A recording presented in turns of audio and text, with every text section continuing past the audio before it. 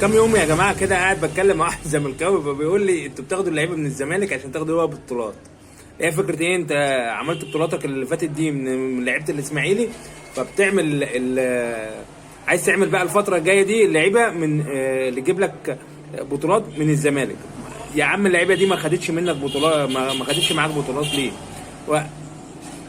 تعالى بقى ايه يعني نعد بس كام لاعب من الاهلي روح الزمالك يعني من زمان قوي بقى.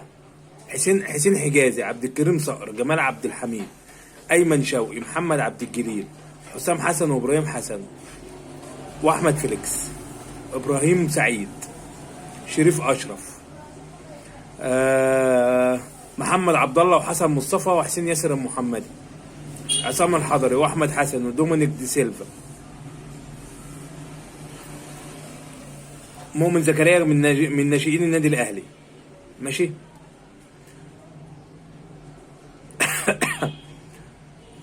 اخر حاجه ناصر ماهر، احمد حمدي، عبد الله السعيد. تمام. شوف كام لاعب. تعالى بقى انت عد كام لاعب من الزمالك راح الاهلي. مجدي طلبه، رضا عبد العال، نادر السيد، طارق السعيد. ماشي. محمد صديق ومعتز اينو، صبري رحيل،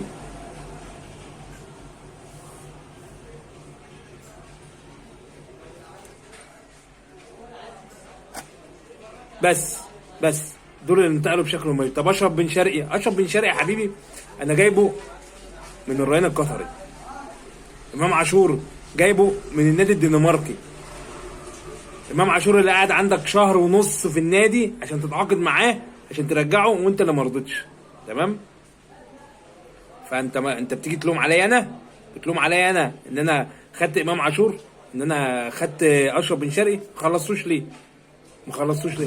بتقول انا كنت بتفاوض مع بن شرقي الفتره اللي فاتت، اتفاوضت معاه ووقفت الحوار على $200,000. انا يا عم خلصت، انت بتلومني ان انا خلصت؟ حاجه غريبه قوي يعني صراحه.